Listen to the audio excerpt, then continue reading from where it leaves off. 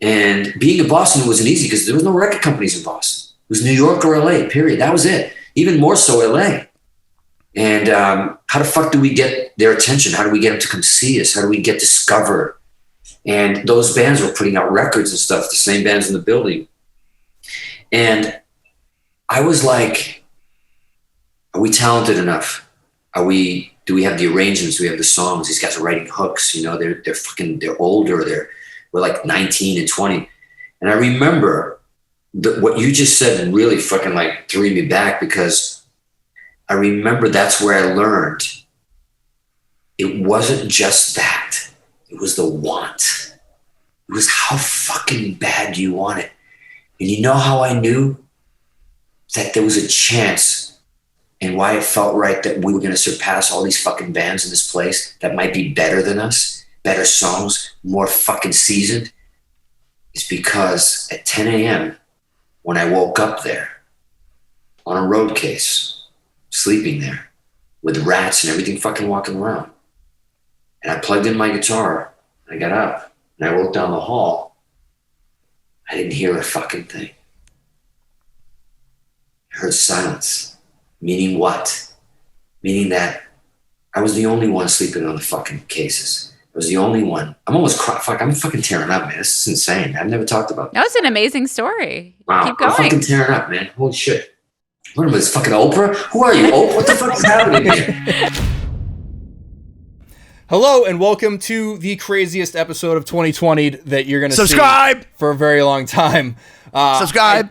I don't want to give too much away. We're talking to Nuno fucking Bettencourt. And I got hit by a car because of this, because I knew that hell had frozen over. Yeah, so we're all pretty wired. It's a late night recording episode. So, you know, so many great stories. Subscribe. We're really connected. So definitely subscribe at 2020.com. And as always, subscribe to a lot of things. We didn't stop. We just went. So this episode's going to end about halfway through. That'll be part one. Like the wine. You don't wine. want to miss part one or part two. This is the greatest. This is the greatest. So stay tuned. Nuno forever. Nuno forever. Part one right now.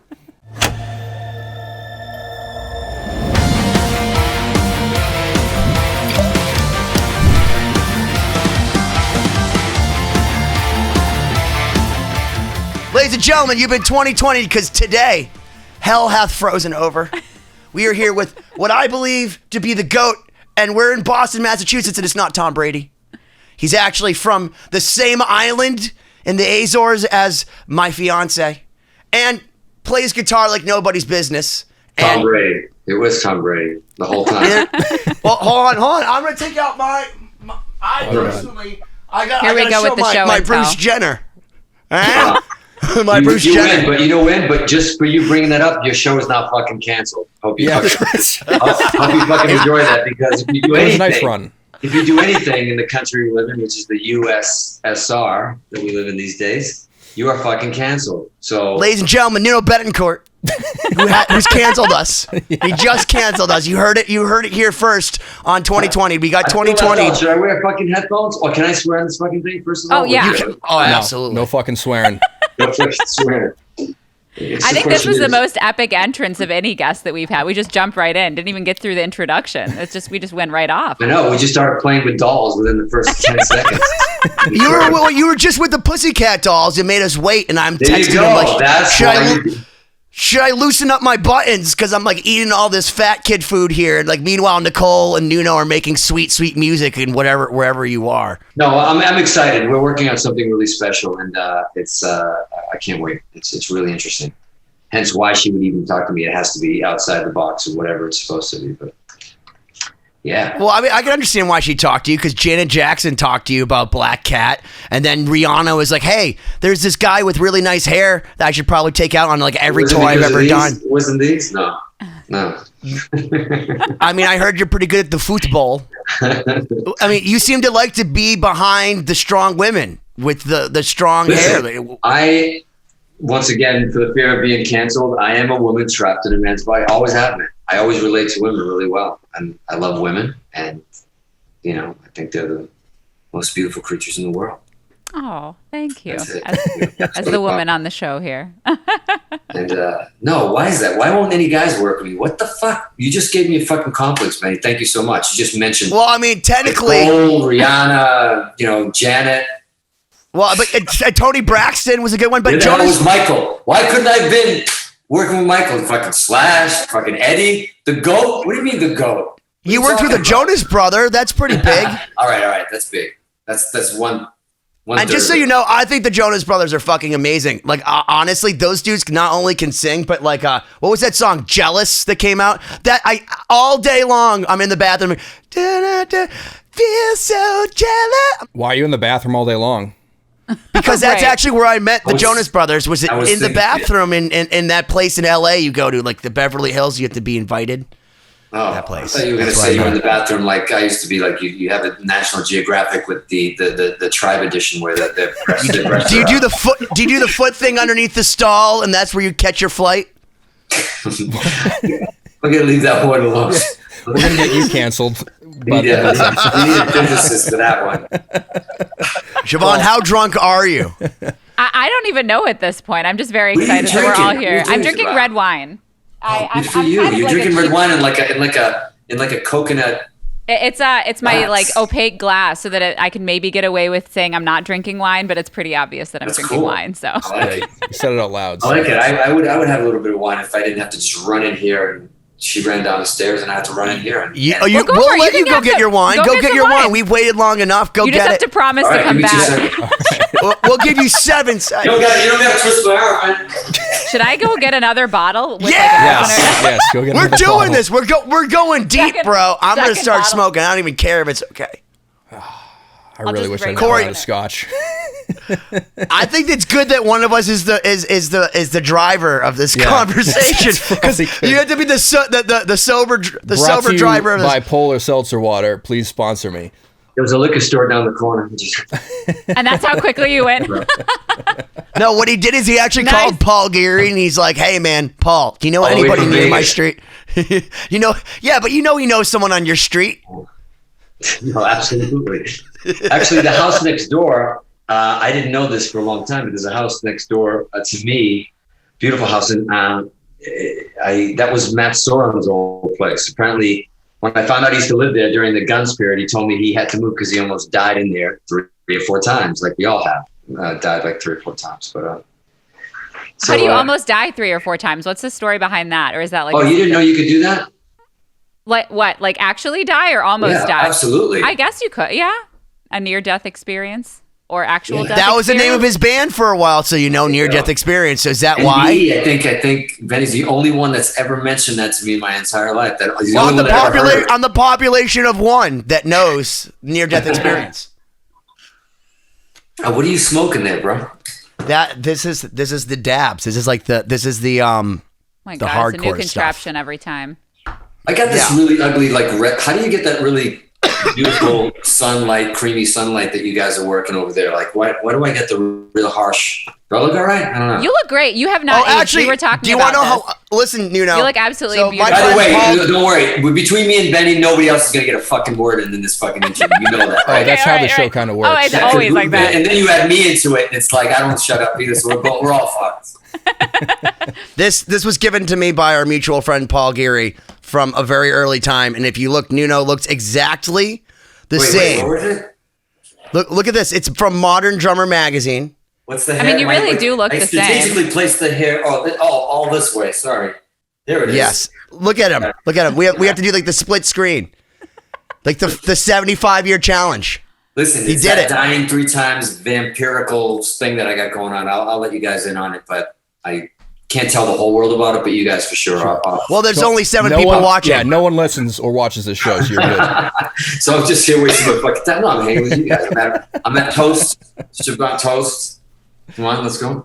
I So don't know where I've you are. actually got 2 bottles Trying to see in case I run. what square you're on. But I learned about drinking wine from the bottle from Perry Farrell, from touring with him. He was just like, "You want some wine?" And I thought he was pouring. No, here's a fucking bottle, and we just would just walk around with bottles. Was that what you guys decided that you were gonna like produce a record, or was that like before Lollapalooza in 2015 when I saw you in Chicago and you just came out and played the show with them?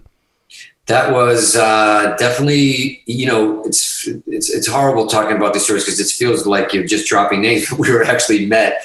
We got introduced by, we were at Tom Morello's house. Tom used to have these, I don't know, well, this is BC, before COVID, right? Back in the fucking, in 2019 BC, where he used to throw these great little parties, and he had this connected to his house. It was like this thing where people are supposed to be jamming, and it's a bedroom. He replicated his bedroom from when he was a kid.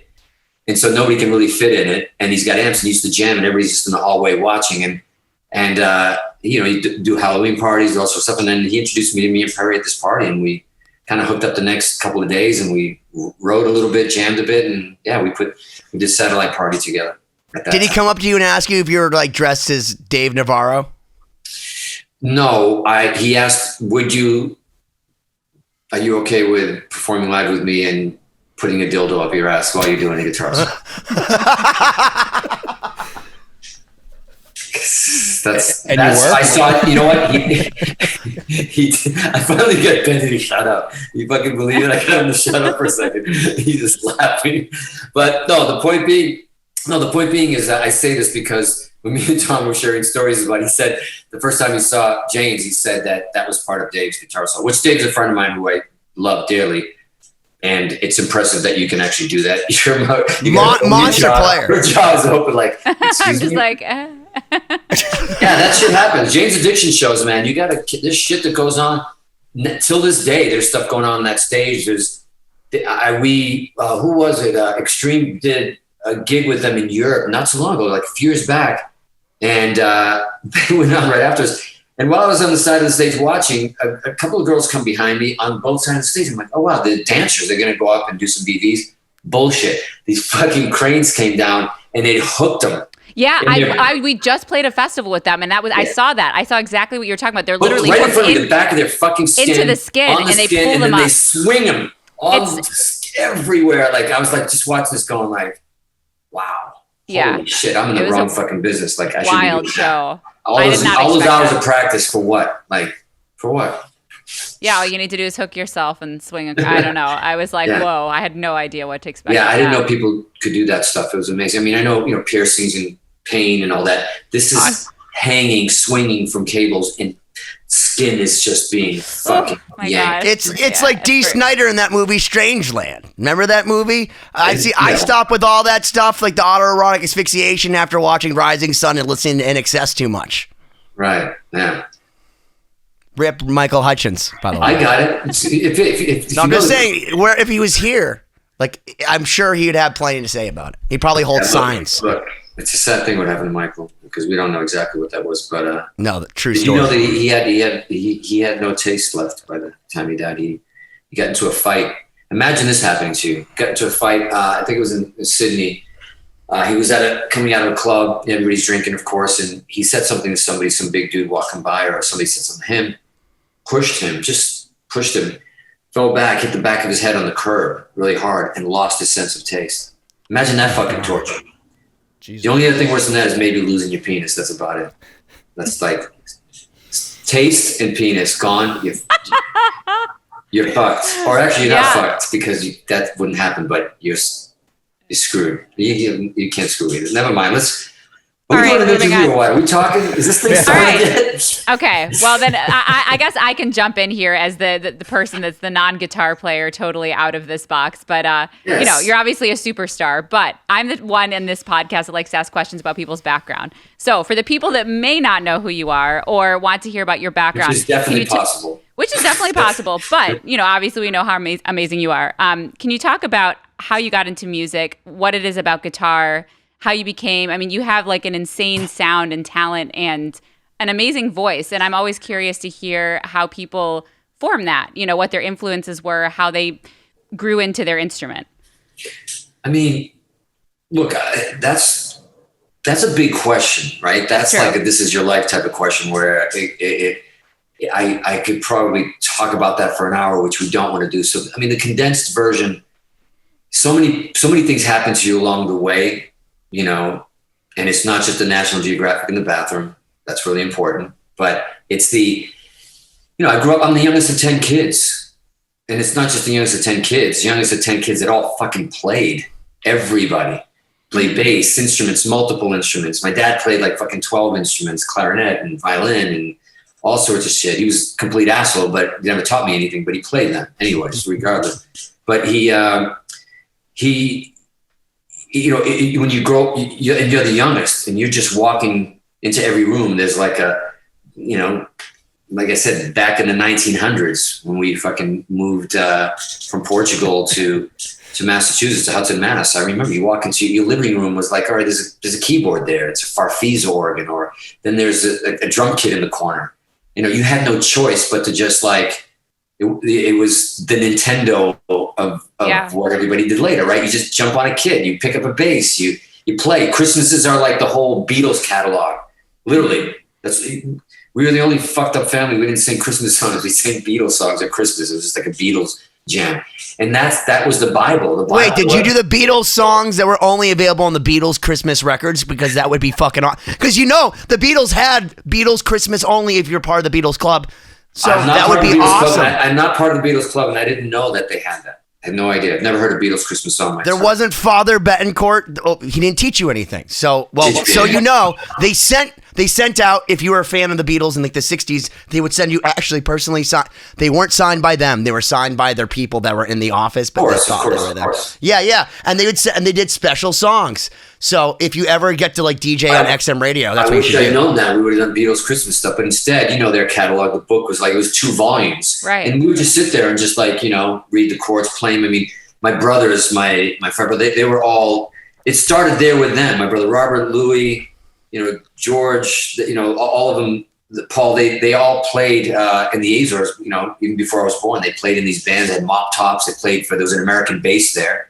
So they used to play at the American bass and play American music, even though they were Portuguese. And then it continued when we moved to the States. So like music, it's interesting. Music wasn't something you discovered in like you weren't like a kid in a normal family. And then all of a sudden you saw Ozzy and you're like, or Aerosmith. You're like, I'm going to, that's it. It was kind of like part of regular life. You know what I mean? And then the normal stuff was odd. Were your parents also, I mean, you said your dad was a musician, but my mom as well. My mom sang. My mom sang as well. And my grandmother used to sing in the islands where we're from, you know, it goes as far back as silent movies. My grandmother used to play piano and sing at these silent movies and write original scores for these silent movies. It was insane. We just recently, my brother found something in one of the islands that they had from her original handwritten scores and stuff that she did from like the 1930s and 40s. It's insanity. So music is there. It's just automatic. And I think that's why when you say, it's like, that's why I always had a hard time looking at myself as a guitar player. Mm-hmm. I just play. Like I played drums, way more drums before I played guitar. Played bass way more before I played guitar. Piano as well. It was just around. You just like this. You would go. Then you'd watch, you know, fucking Bugs for a while. You know, Saturday morning cartoon. Then you go back and you play some more piano. Now, I wasn't getting any lessons. Nobody was fucking teaching us shit. We just did it. You just did it. And my brothers were in bands. You show up, you jump up on stage, you play a song. We played weddings, you did everything. You played Portuguese clubs were a big thing, you know, still are. But like then it was like bands that would play all these festive feasts and stuff like that. So you learn, you go to a university that you go into, you're the youngest of the kids, you walk into one room, you hear the Beatles, Bee Gees. You go into the next room because of the age gaps in generation, then you're hearing like Hendrix.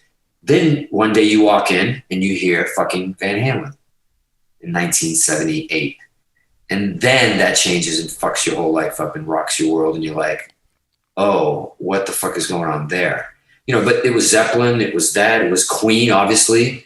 But it was like my brothers and sisters were the library. I never bought a fucking record in my entire life. I never paid for one fucking thing I paid for one. 145 I bought. Anybody want to take a guess? See how close you can get. We're talking Got Another Thing Coming by Judas Priest. Okay, anybody else? I really wouldn't even. I will give you my main guitar if you guess this. Like my forend, the only one that I play on. Oh man, I should have actually tried this. Ben is really now. hoping for that. I'll give you another shot. Go ahead. Can we have any hint whatsoever? I'll give you one clue. It could be reminiscent of the singer in my band. Which band? Gary Sharon? Extreme. I only have one fucking band. Come on. That's the mothership. You know what I'm talking about. Ben, I feel like you're the resident music historian. No, here. I'm Okay, trying to think. wait. Okay, that's the guess. Boston, what song?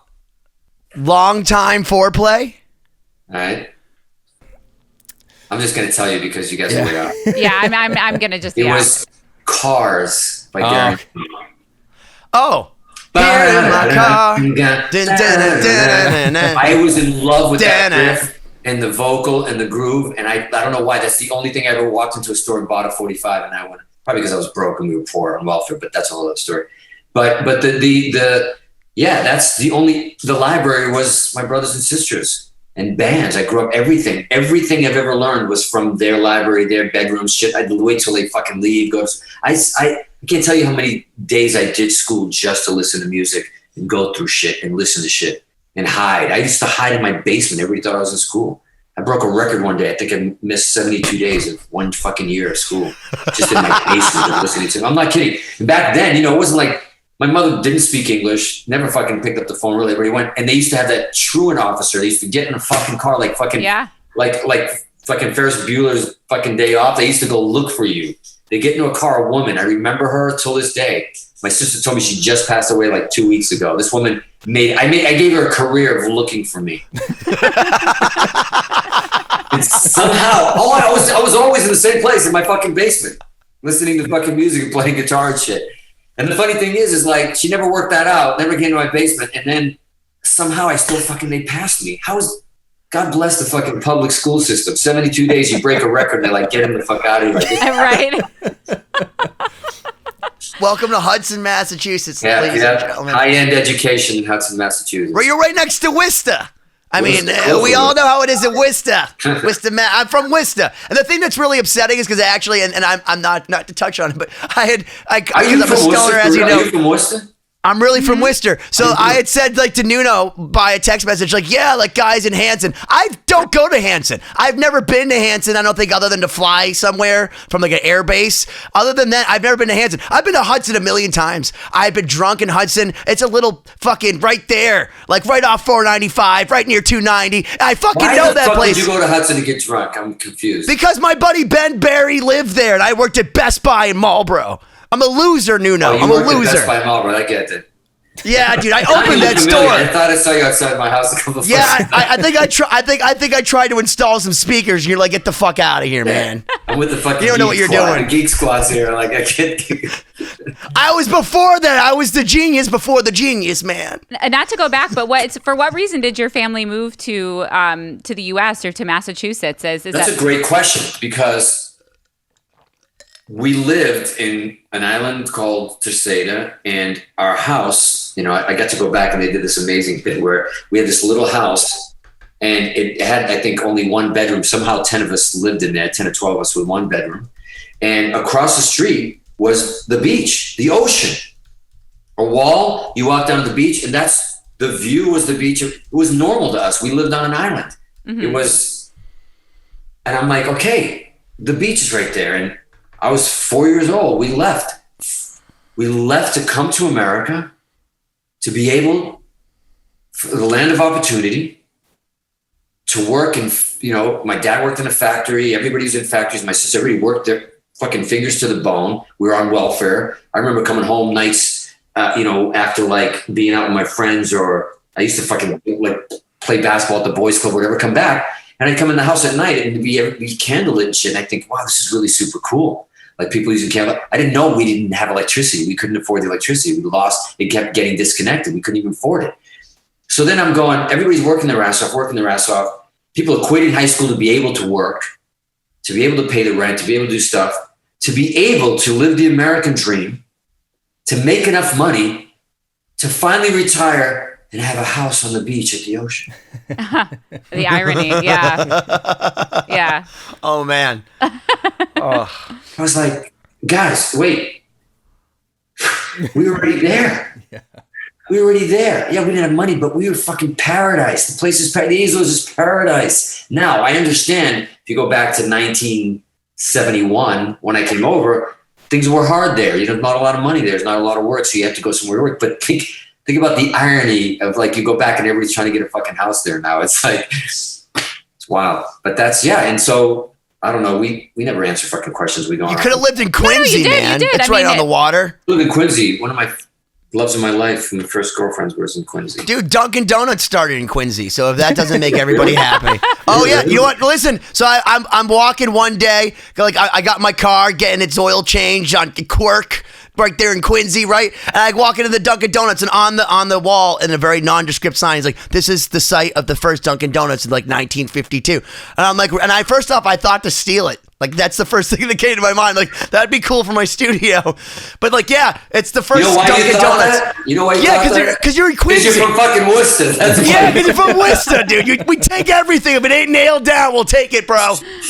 By the way, you sure it's not like New York's original raisin? They put original Dunkin' Donuts everywhere. It's fucking bullshitting everybody. Dude, I swear to God, Cory's like Wikipedia. He's like Googling it right now, like to fact check me. Snopes. I don't care that much. I'll believe you. So I don't know if I answered your question, but music, that's really where it came from. It was the family, it was the library, and it was everybody played a fucking instrument. Everybody. It was just like, but nobody really taught anybody. And you just pick the fucking thing up, learn the fucking chords, and let's go. And like hit some drums and hit some stuff. And, you know, we always played in bands together, wedding bands. And then the ultimate was the band with my brother Louie and Robert, which were my heroes. They were both my heroes. Lee played guitar, Rob played bass, and we did a progressive rock band called Viking. And not many people know about it. And a lot of people don't know that Viking, playing at 15 years old, 16 years old, at the Paradise on an afternoon show, opening up for The Dream. Oh, shit. Wow. Yeah. Good I segue. fucking wish I had it right here. I'd show you a ticket that somebody sent me from Ticketmaster with The Dream, or I'm sorry, Extreme. They changed Extreme, Viking together. And just so you know, the irony, kids, to be really careful with karma and shit like that, is that when I walked into the Paradise with my brother Louie, and we were looking for our dressing room, it was an afternoon all ages show, sold out because of what The Dream was doing at the time. And we were from fucking Hudson, like a progressive rock band, like doing Yes shit from, honestly, crazy time signatures and shit from Hudson, Mass. And my brother walked in, and it said that the dressing room was under construction, so bands have to share the main dressing room. So we're like, great. I walk in with my guitar, I put it down, and in walks this fucking dude with like a snakeskin jacket. And he puts his guitar, he's got sunglasses, he wouldn't take them off, mirrored sunglasses. He sits down, he puts his guitar, and he goes, "The fuck you doing in here?" I'm like fucking 16 years old. I'm like, they said we have to share. Before I can even finish, he goes, "Nah, you got to get out. This is Extreme dress. This is my fucking dress room. Get out." Okay. Me and my brother got out. We were Portuguese, fucking quiet, like scared enough as it was being in this country. And we go and we use the coat room that nobody was using as our dress room. I remember leaving that night. I left while they started. I walked out. My keyboard player, Joe Bowers, Portuguese kid. We looked up, let's see what these guys are about. I look up. I see this singer with spaghetti down his arm, curly long hair. He's fucking going. And I realized, oh, fuck. The guy that threw me out of the dressing room was a guy named Peter Hunt, the guitar player. Why is that significant?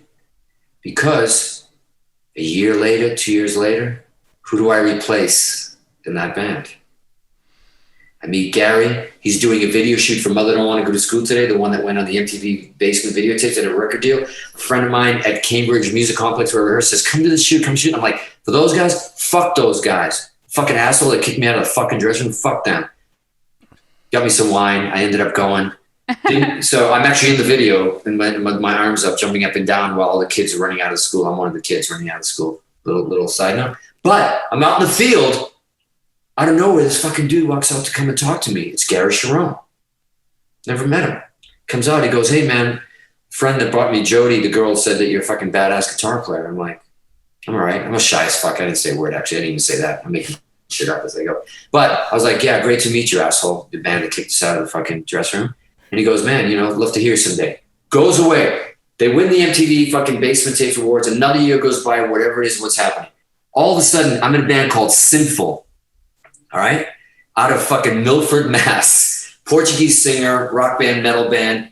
We're on the verge of getting a record deal. We go to see Extreme play, who's now Extreme. I don't know if you know that's how they got the name. Extreme. Yep. I'm sure because Paul trademarked it. I'm sure Paul Gary didn't tell you the fact that he fucking sold out and sold the name, and Gary didn't want it. No, he did, dude. First off, I thought you were in on that. I wanted to ask you about that, but that makes sense because Paul Gary is the only guy in 1984 that's like, hey, we have a band that does nothing. Let's get a trademark for it. And then John Stamos makes the fucking pay. So everyone knows. Because Nuno knows this. Obviously, Nuno knows. But so that everyone knows, because this has been told to me from Paul Gary, is that on the Extreme. Show. Yeah, right. Is that you guys should go back and watch the episode. But that Extreme is actually just means X-Dream because Dream. They booked it as Extreme and they kept saying Extreme. Right, and if you guys YouTubes it, you can find this old crappy, but yet again a guy that is diametrically the same as Nuno because John Stamos is ageless and beautiful for all time. So it makes total sense that Jesse and the Rippers in his first show, The Dream or whatever, would be Nuno. So they have to be Extreme. It was, I think, a Nostradamus-like thing for John Stamos to be you. Absolutely. Well, to add to that, the fucking video is coming out. It's a big fucking video release party, right? So I don't know if I just it's punishment or whatever it is. I want to be closer to this fucking band who were assholes. So I went that night. I went that night to the channel in Boston, and they were doing the video release party. Check this shit out. I'm out there. The place is fucking packed. I'm out there and I'm watching this band that I hate, supposedly. But I remember when I left, my buddy said to me, he goes, when I forgot to tell you, when I left from the Paradise that night, my keyboard, one of my close friends, I just spoke to him last week, my best friend, he was a keyboard player in Viking, and he goes, you're going to be doing that one day. And I was like, what the fuck? Talk about fucking Nostradamus. I'm like, what are you talking about? Because never.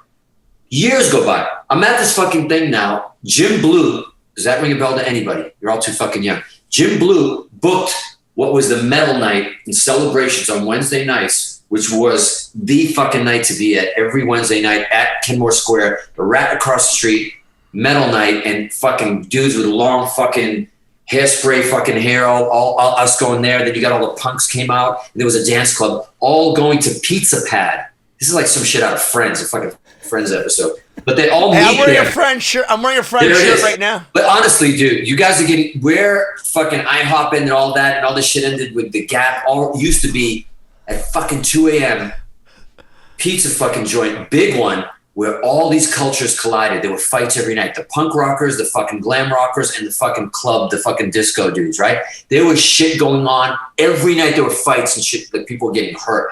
So where Jim Blue booked the metal nights, he booked all the band I was in, Sinful, all these bands. He was part of this. He created the scene that was hard, heavy metal and stuff in Boston. The channel finishes. They do the video release party. I'm walking out in the parking lot. Jim Blue says, go buy fucking Celebrations downstairs. I'm closed, but let's go have a drink. I'm like, fuck that. I'm like, ain't going. I get in my car. I'm driving. The exit, Alston, fucking Mass Pike. Oh, they changed them all by Alston, 3 Brighton, exit. Yeah. They, so at that time, it was changed Brighton, Alston, where Bun Riders used to be, all that, right? So, and I'm driving. I'm looking at it. I missed the exit because I didn't want to go in. I'm like, fuck it. It was 2 a.m, no traffic. I slam on the brakes. I back up. This is insane. I back up and fucking, I wasn't on Mass Pike yet, but whatever led you to fucking Mass Pike at that time, which was not 290. Was it 290? 90. I'm on.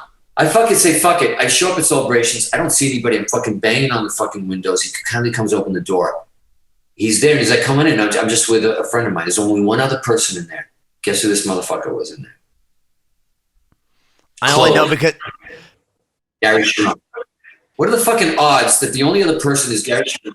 He's in there because he's trying to manage them. I had no idea. But he didn't invite me to meet him or do anything. He probably invited a few people at the channel. I fucking walk in, it's me and Gary and fucking Jim Blue. I'm like, all right, what's this asshole doing here? I was remembering the dressing room at the Paradise. I'm like, fuck this dude.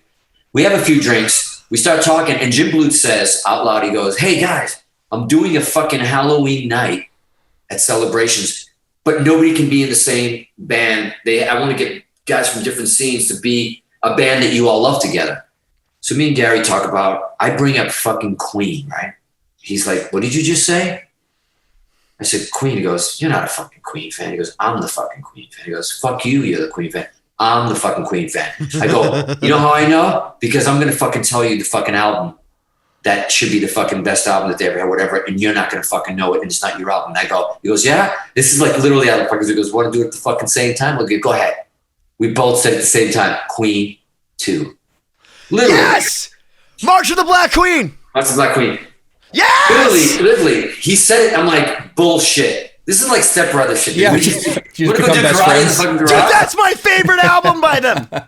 Is it really? I didn't know that. It's my favorite Dude, album. and never. First off, I think that song "Nevermore" where he does it in the falsetto. Yeah, Nevermore. Dude, you know how many times me and Gary sing Nevermore at soundcheck for fucking 20 years? Is that how you got that beautiful falsetto? Yeah. Like, I mean, because that's like, for me, like, if you guys ever want to hear what the most beautiful falsetto that a man can do, go listen to Nevermore off Queen 2. And by the way, if you want to hear Queen's Stairway to Heaven, and it's not Bohemian Rhapsody, go listen to March of the Black Queen, which, by the way, goes into the songs before and after, because why not? Because they're Queen and they're prog.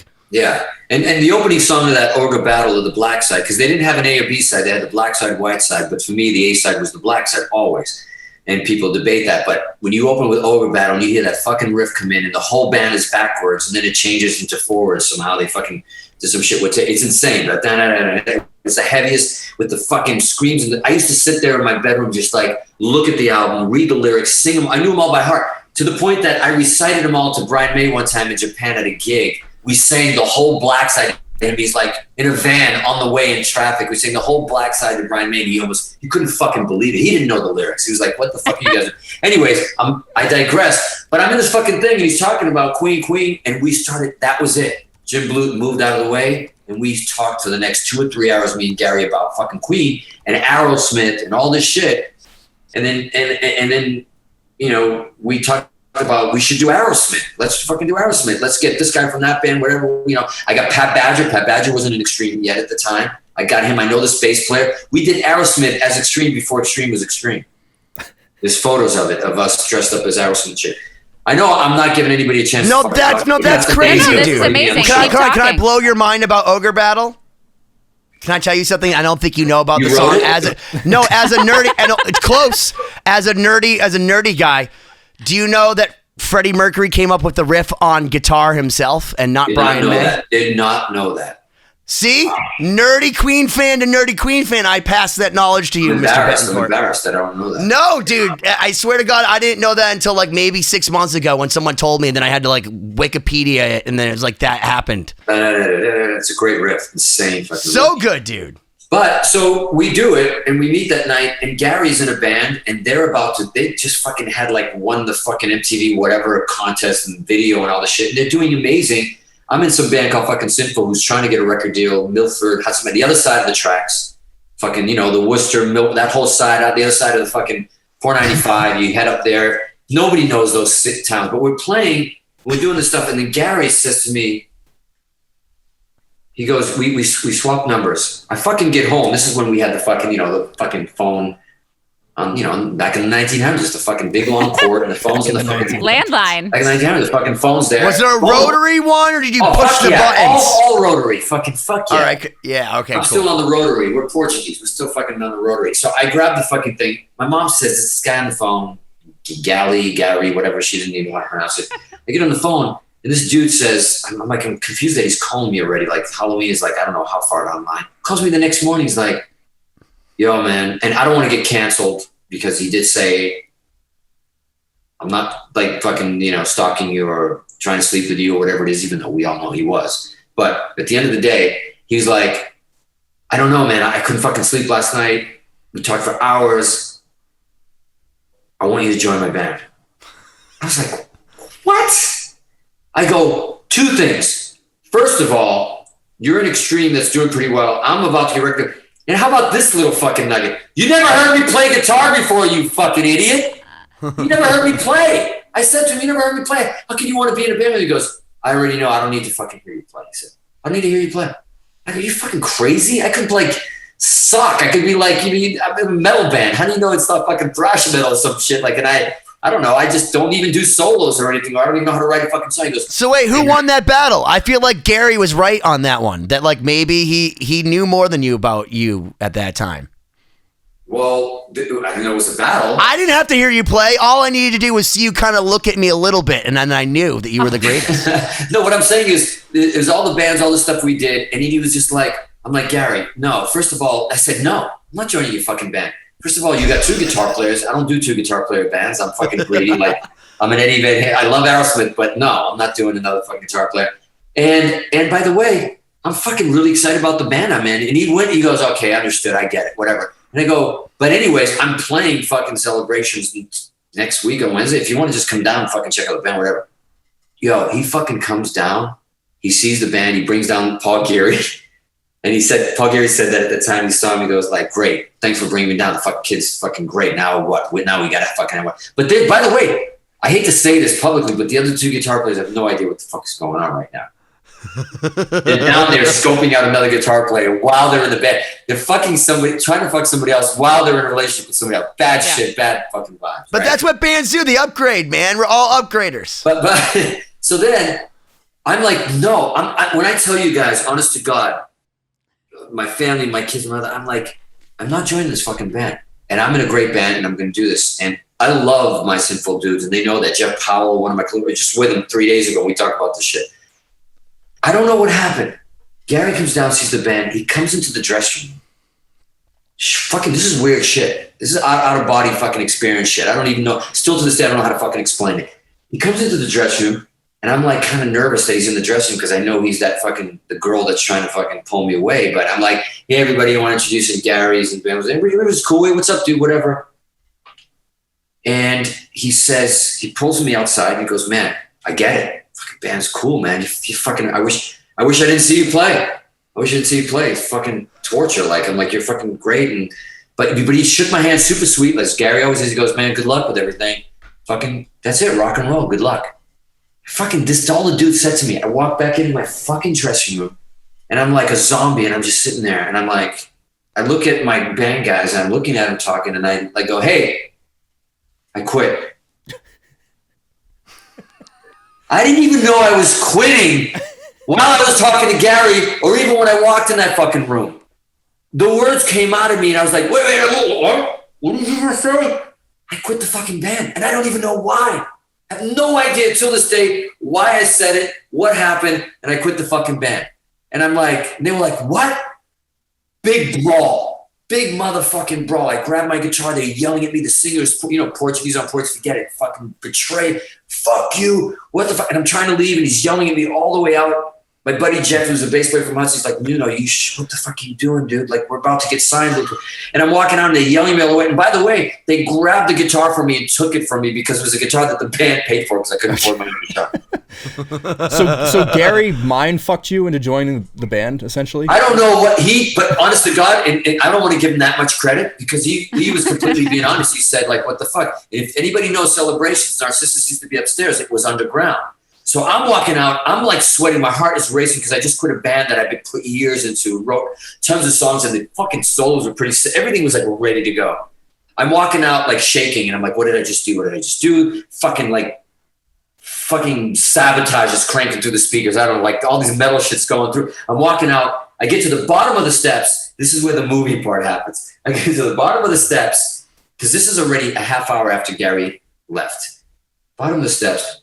Gary's at the top of the steps. The oh my God, it's like perfect. fucking Romeo and Juliet.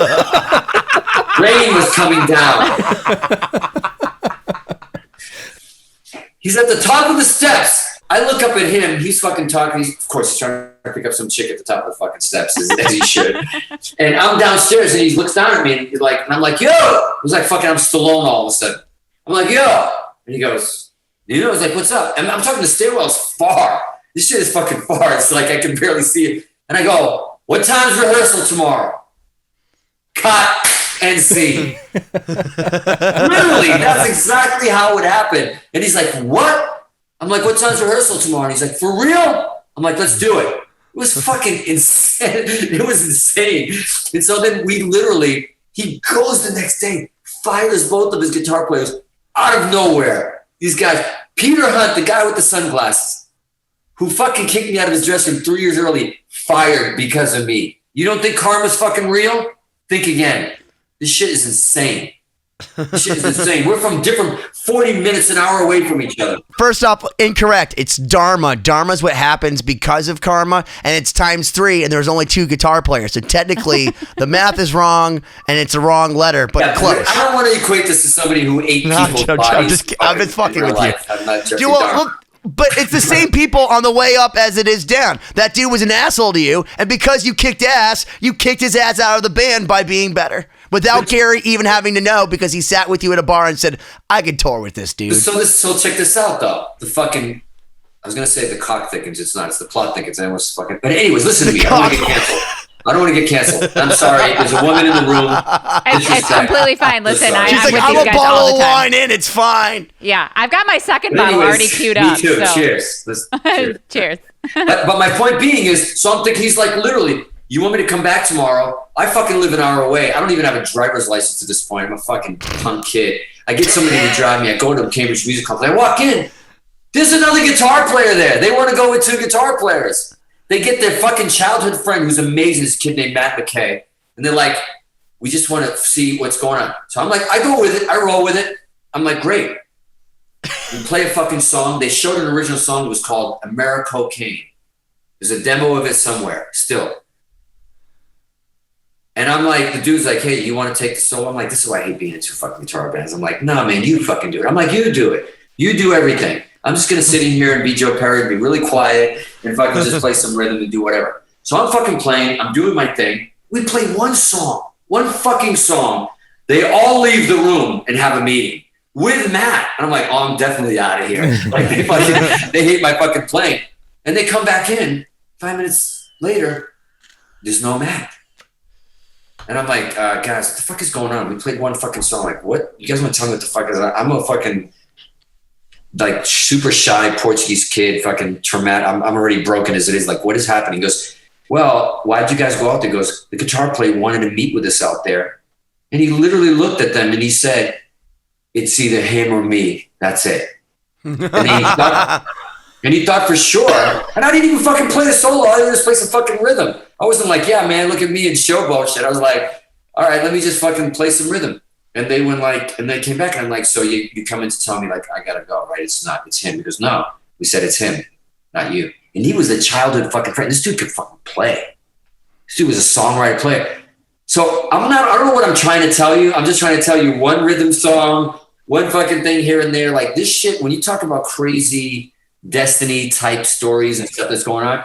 And then from that point on, me and Gary like got in a room and wrote fucking song after song after song. I slept on his couch in fucking Malden, Mass. And by the time we hit a fucking record deal, we had like fucking 25, 50 fucking songs. It's crazy. Do you want to know what the synchronicity of this whole thing was? Is that you and I just did an interview for Guitar World magazine. When I used to drive across the country with my parents, my mom actually took puffy paint and she would like draw the United States in like gold sparkly puffy paint and then draw the Goodman family vacation of all like the 32 states in 6 days or whatever. And my dad, to shut us up, figured out how to get a power inverter which plugs into your cigarette lighter so that he can then split it, because he was an electrician, to all the Walkman that we had, so that he could get us to shut the fuck up in the conversion van, which is basically just a rape van turned into like a semi go across the country van. And I had a Porn to Graffiti was one of like 3 things. I had classic Queen, I had Queen's greatest hits, and I think I had like Van Halen one, and then I had Porn to Graffiti. All right, I like you a little bit more today. My brother and I would trade tapes. So I'd be like, dude, I listened to Headlong a bunch of times, and I like that song, but I think I like this older Queen song. And be like, take this Extreme take back. And I'm like, all right, I'll take that. You can have the Queen take, I'll take the Extreme take. And then I was like, does Dweezil play the solo on this? And then I just project myself to now. Like they say, if you could be anywhere, like if you asked me when I was 14, and I told you this story and you probably forgot it, but when I was trick-or-treating when I was 14, which is too old to be trick-or-treating, right? I'm going around Worcester, Massachusetts, and this local bully, this guy, John Wolf, you know who you are, John Wolf, you're my friend now. He came to fuck up to me, and he was like ready to beat me up and take all my candy, but then he goes, you got one chance, kid. Who's the best guitarist of all time? And I said, Nuno Bettencourt, and he let me go. I swear to God on my fucking life. That's a real story. That's a true story. And I said to myself, one day I'll be in Guitar World with Nuno Bettencourt. So you sitting with Gary at the bar, that's nothing, dude. Talk to John Wolfe about asking me before he beat my ass for some Hershey's. Well, that's fine. And I know you guys need to fucking talk and fucking get involved in this, but since you brought up a fucking bully story, I'm going to one-up you with a fucking bully story. It's a short one. Let's hear it. Bobby, we used to be scared of. We used to walk down Main Street. When I lived on Main Street, you fucking hid. You hid behind bushes. You ran. And maybe he was a nicer guy. I don't know, but I was always scared of him when he walked down. One day we were walking down, and as a Portuguese kid, like, look, I tell my black friends this, and they tell me this stories. And I said, look, I can't compare to fucking growing up in Compton or growing up wherever you're doing, but being Portuguese at one time was not fucking cool, especially in Hudson, Mass. Like you were like the fucking dirty fucking version of like you were invading our town. A lot of people coming from the Azores. It was like we were considered that minority that was like opening restaurants and taking over the fucking town and doing the Portuguese club and like. And sometimes the American kids weren't very kind to us if you were Portuguese, meaning like you'd walk down the street and if you didn't fucking cross the street, that bottom would like walk by you and spit in your fucking face like he did to me, like a full lungy fucking Portuguese fuck, whatever it is, like walk on the other side of the street, whatever. And I remember that shit. And then Extreme broke. Extreme breaks. We have a fucking hit song. You come back to Hudson for Thanksgiving as you always do. It's family, and there's only one fucking cool little bar called the Horseshoe. It's not the Horseshoe fucking pub. The wine is making me swear a lot more, but it's the Horseshoe pub. And everybody, on a fucking Thanksgiving evening, nothing else is open. You go and you hang at the Horseshoe pub, and the whole town is there. Your high school friends, people that stop fucking slapping you, prick. But you're at the fucking Horseshoe pub, and I'm sitting there right after Extreme's doing well and all this stuff. And I remember being at the bar. And I was there with a bunch of friends. I remember my brothers, and I'm doing a profile view because it's like this is how it happened. So I'm at the bar, and I'm like having a drink. And you know what it is? This is like McFly type shit. Like this is like going back to the future. I knew you were thinking that. And I was just like, and I hear the voice, and I'm like, hey, Nuno, what's going on? And I hear the voice. I will swear to God, my hands start fucking shaking. I'm holding a beer, and I'm like, it's fucking Bobby. I know it's fucking Bobby. I know that fucking voice. You don't forget that fucking voice. You ran from that voice your whole fucking childhood. And I turn around and I'm with all my family, my friends, and there he is. And he's now older and he's with he's got kids, he's with his mom and dad. And he's like, and I'm like, Bobby. And he turns and says, I told you, man. Me and Nuno go way back, man. We were fucking friends, man. I always knew he was going to be fucking famous. I always knew he was going to do this shit. Like, I told you, man, we grew up together in the same fucking hood together. And he's telling me this shit. And I'm just sitting there like, oh my God, it's fucking Bobby. Like, I'm afraid he's going to hit me still. Like, I'm like, is he going to hit me or is he going to kiss me? Or is he going to, like, so then I don't know what the fuck got into me. But at that point, it was like 2 a.m. and it was almost closing time. And I was like, yeah, man. And I'm like, I just start yapping like an idiot. And it's with his family. And I was like, yeah, man. Yeah, we absolutely, Bobby. And me, what's up? What's going on? Yeah, man. Of course, he's right, man. You remember that time? You walked by me in front of House of Pizza and you spat into my face? Good for you. I was going to ask if you called him out. That's amazing. Yo, if that ain't part of the Back to the Future fucking shit, like fucking the movie continues, it's like to tell your childhood bully, finally face him and fucking embarrass clean that him. car. Do you know how many people like sit and fantasize about that moment? Fantasize that fucking moment. Forget like having a record deal, just that moment in life. And I said that, and I was like, great. And he goes, oh yeah, man. Yeah, anyways, man, good to see you. And he's like, and his family, like, yeah. Anyways, I go, yo, what's up? I said hi to the family, everything else, but just forget fucking doing everything, all the accomplishments. The fact that I got to fucking say that, face my bully, and say that to him, and finally get him back in front of his family was like, that was it. That was everything in fucking Hudson, Mass. That was everything, man. Anyways, love you, Bobby, man. No hard feelings. I'm just scared he's going to find me in LA. That's amazing. And I'm going to hand it off to Siobhan because she's way more demure than I am. No, I was just going to comment and say, I mean, I love, I wanted to ask you about, you seem like someone that acts, that you're very in tune with your intuition and you act based on your gut. You were talking about like just like quitting the band. And is that something that you've always had, or was that, have you ever had any reservations about any decisions you've made? Because I really admire that. I feel like a lot of people talk themselves out of like taking a leap or doing something that's risky or, trusting their gut, She's good. Thank you. You and me, it's the wine. Bullshit, all the three.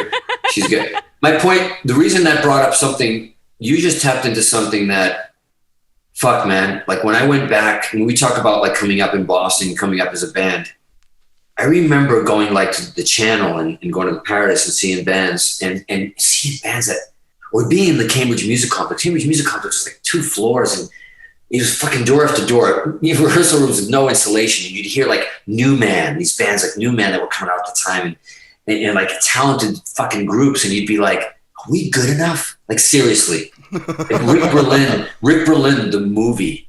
Rick Berlin was a legend in Boston. He rushed right down the hall.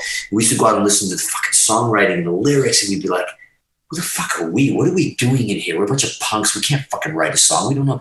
And I remember there's got to be 50, 60 bands in there all trying to do what, live the dream, get to the fucking place, get to the promised land, get a record deal, fucking get a shot, just a shot.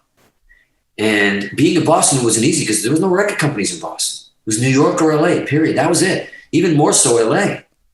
And how the fuck do we get their attention? How do we get them to come see us? How do we get discovered? And those bands were putting out records and stuff, the same bands in the building.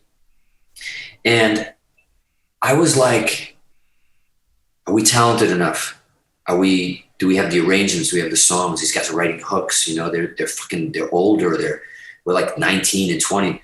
And I remember what you just said really fucking like threw me back because I remember that's where I learned it wasn't just that.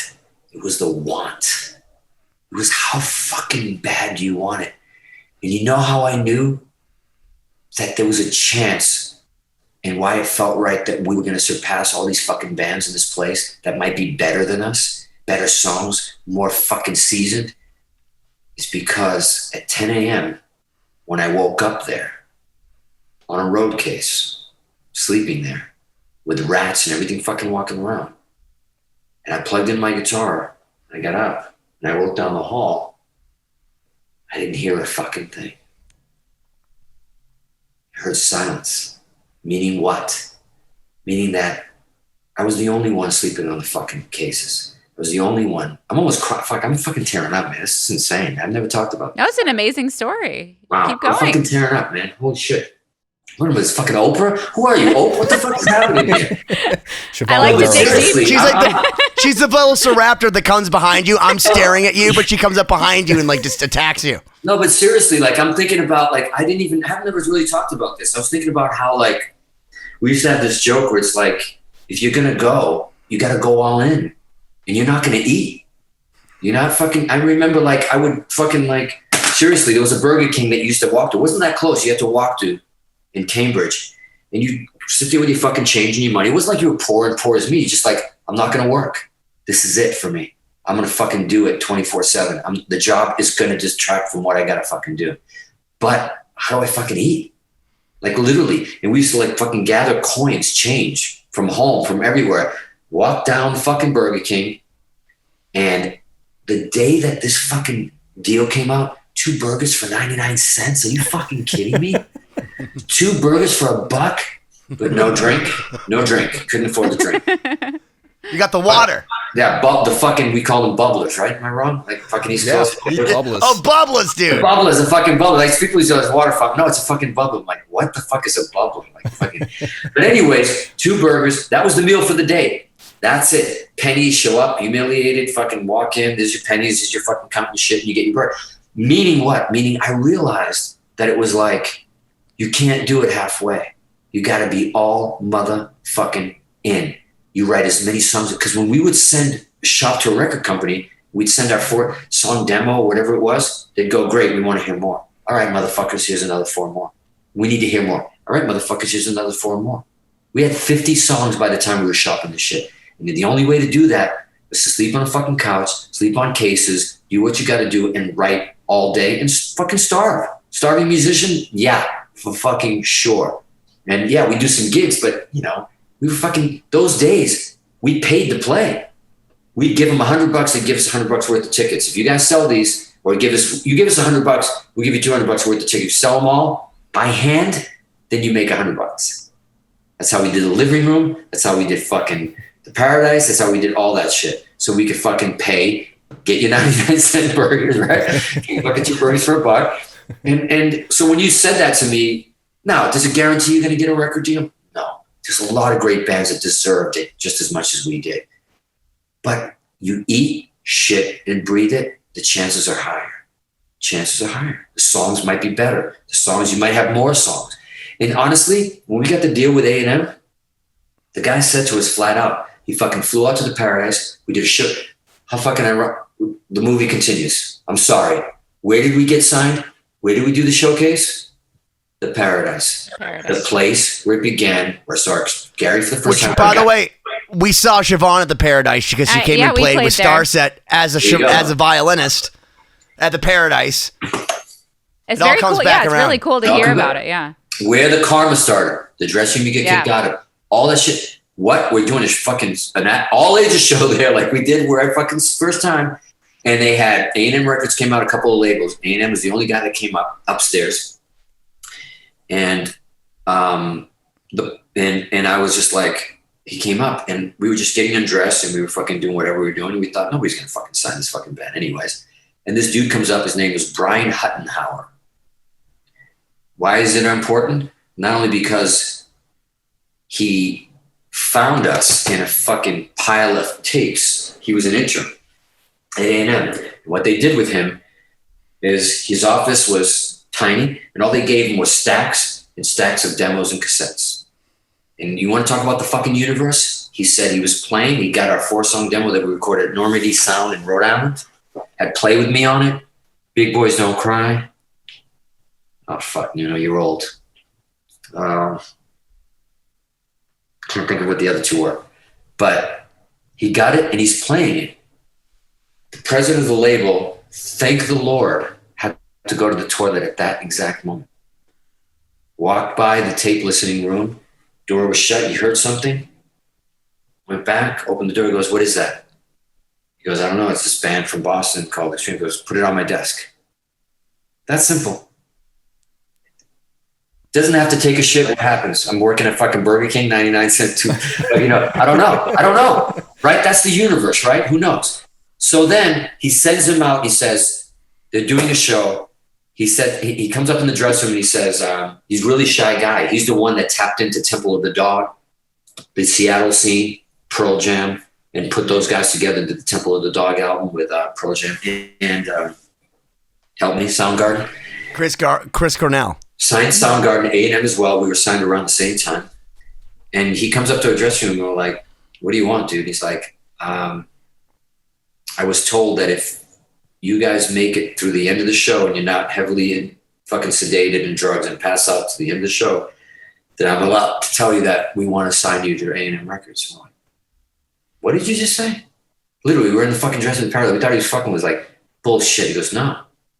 You have a record deal if you want it, but then we want to sign you. We're like, the fuck just happened? We just did a show at the Paradise and was like, okay, we thought Columbia was there, 3 other labels were there, nobody came up, nobody fucking was interested. And then we were just about to leave to the Azores to go play some fucking gig in the Azores for the first time, just for the summer. And while we were in the Azores, our attorney was, because A&M made an offer, Columbia made an offer. It was a bidding war, 3 labels. We're like, what is that? The fuck just happened? It was fucking crazy. So we signed to A&M.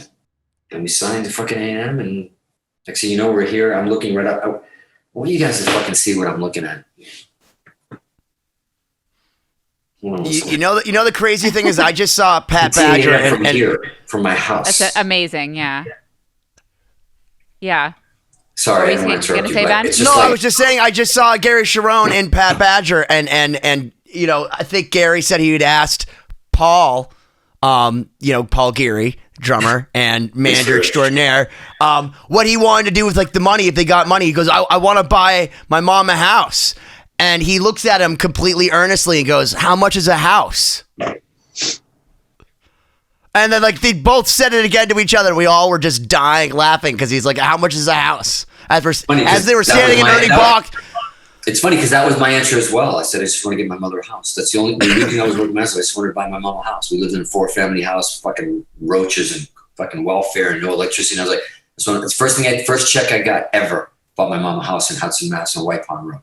That was It's it. amazing. Ever. Dude, you and Paul, you guys are the same type of, you're cut from the same cloth because You know, he's from Medford. He He's bought from his Medford. mom a house. And you know what? Me and Paul, what's interesting about me and Paul is we were probably the most alike, and we were the most that fought the most. We were like, I'm talking like fucking fists out and shit at times. Like, we'd play a fucking show at O'Shea's, some fucking, like, it's like the fucking Malden version of fucking Friendlies, right? We're doing an afternoon show. Anywhere they'd let us play, we'd put up a fucking stage. We're doing an all ages show, and it's like, we get off tape, we're in the kitchen, and we'd be like, the crowd's fucking going like, yeah, one more. We go out and do an encore. We come out again. They want another one. And I'm like, what should we do? And Paul's like, you know what? They paid the ticket. It was $10.50. We did the encore. Show's over. And I'm like, no, it's not over. They want more. We're going to do another fucking song. And there was the business side of Paul. And we're like ready to fucking knock each other's fucking heads out. I swear to God. But the funny thing about Paul is, in the end, he ended up being, after all the bullshit, and after the bullshit went with him like out and him leaving and us replacing him and all this shit, he ended up being, in life, the closest, like the one that we connected the most. When the chips were down and shit and I was struggling, he was the one that fucking helped me. When I was fucking after the band, and even now till this day, we help each other the most. Me and Gary got a great relationship, but it's just creative. That's it. You know, of course we're brothers and stuff. But the irony was, I never imagined me and Paul would ever afterwards have the relationship that we have now. Because we wanted to fucking kill each other. We wanted to literally fucking kill each other. And, you know, trying to record a fucking drum track in fucking Florida and trying to get Cupid's Dead right. And I'm fucking editing fucking 4 takes and we pasting fucking takes on the wall because we didn't have Pro Tools at the time. And we got, here's take number 1 and it's fucking taped on the wall. And here's take number 2 of the middle section. I'm like, where the fuck is Paul? He's on a yacht with fucking 3 hot chicks and a fucking program director and trying to get the fucking album fucking played out in fucking Key West somewhere. And I'm like, that's great, but I need a fucking drum track. I need to ask you about what he said to us. So he told me one day, and I'm not sure if he said it on he may have said it on the show, but that you know, he was like bartering some deal for Extreme, and he was like getting into the shirts, and he was like, you know, hey, we're not making enough gross margin or something. It was on the show. And yeah. Okay, yeah. You know, we're not making enough gross margin. The cost of we're doing our P&L here at Extreme, and you like pull him aside, and you're like, yo, bro, I think you like these deals, like you like this hustle better than playing drums.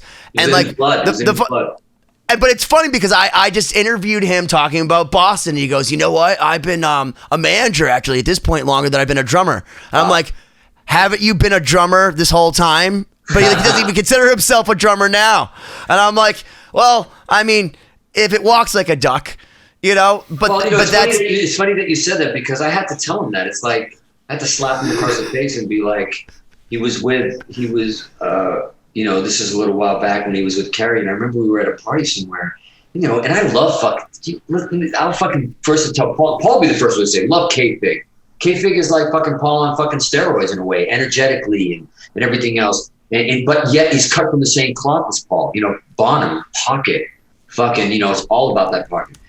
But, you know, I had to tell Paul one day and slap him across the face. I'm like, dude, you're the drummer from fucking Extreme.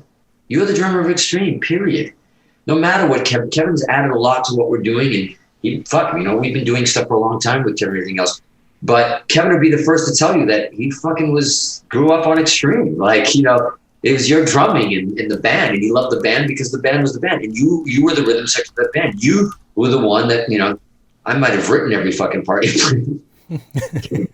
But the point being is that, you know, I might have demoed them all. I was a drummer as well, and I fucking sometimes do demos of them, or to do it on a fucking machine. I'm like, yo, I think this is the groove, or fucking get the phone, whatever. But I did it knowing that's how you played.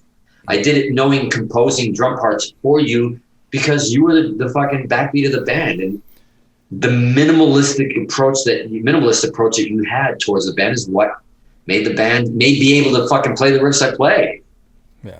You know what I mean? And so it was interesting, you know, but you know, when you're in a band, you break up because somebody opens the fucking shade the wrong way and the sun comes and blinds you and you break up because you're on tour fucking 24 hours. You break up over stupid shit.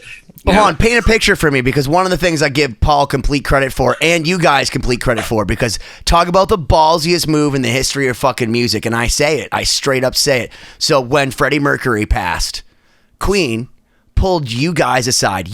All you fucking people, but you. And they said, we need somebody to carry the fucking torch. And like, I can understand if you're like us, but you guys, so they gave you guys all a list. They gave you all a list of all the songs that you could do. And it's like, Metallica's going to do this and Elton John's going to do that and blah, blah, blah. And you're like, fuck it. We're going to do every one of these songs. And back then, you had to just change meter and time and feel together like a band just because you do it and like feel it together. And you guys did this medley to Queen fans, to Wembley Stadium sold fucking out and people outside waiting. And you did all these Queen songs. And dare I say, as good as Queen could have possibly done themselves with with the spirit of Freddie Mercury looking over you. And you did it in front of everyone. I'm going to humbly agree with you on that one. The reason I say this is because you're right. When Brian reached out, I had just interviewed Brian. They were trying to do like a new kid interviews like a hero thing. Like it was a Guitar Player magazine, which by the way, I was supposed to do with Eddie. I don't know if you know this, but I was supposed to do with Eddie.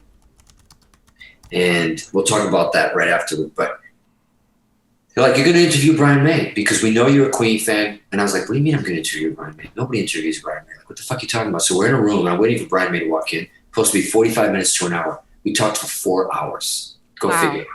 Because I asked him all these questions about Queen 2 and about shit and all stuff that nobody's ever fucking asked him. Ever. They're all like, oh, I'm fucking Bohemian Rhapsody. You know, what'd you guys do? It's the same old shit. He's like, I took him on a fucking journey that he never expected in a million fucking years. We talked, we became friends that day. And it was shortly after that he said, you know, he hit me up and he was like, I can't imagine doing this. We had just flown to London. We were in London. We were at we were playing a gig there. Hammersmith Odeon. And Brian came, thank you. And Brian came and Neil Sean, he played Tie Your Mother Down with us and he played songs, and he pulled us aside. He invited us to this place called Groucho's, which is a kind of like a members only kind of like little. It's like a glorified fucking like TGI Fridays. You know what I mean, for members only. And we're sitting in there, and he told us that night, and Roger Taylor was there, and the whole band was there. Fuck, I'm fucking wine. I can't drink wine and talk about this shit, but. He says to us, and he literally confides in us, and he says, you know, after we're hanging for a while, he says, man, we just came from the hospital. And it was like probably the last time we saw Freddie. And he was talking about like, you know, Freddie has this wish about doing this foundation, and he wants to do this concert, and he wants it to be his, you know, Freddie Mercury. He wants to go out like that. He wants to do it for, you know, the fucking disease that killed him, you know, that took his life, and for everybody else. And he says, we're thinking of doing this, you know, we're going to do this big concert, and we want you guys to be a part of it. Fuck, what? Like, wow, just wow. You know what I mean? And he literally, what he said on stage that day when he introduced us, which is just beyond belief. I never knew he would say that on stage and out us like that and say possibly the only band on this fucking planet to truly know what Queen and Freddie. Who the fuck says that? Who the fuck says that about anybody and gives, you know, knowing that George Michael is there and Liza Minnelli's there and fucking all these fucking massive artists that like Eddie Pegasus is like, no, I know that these are the guys that fucking know.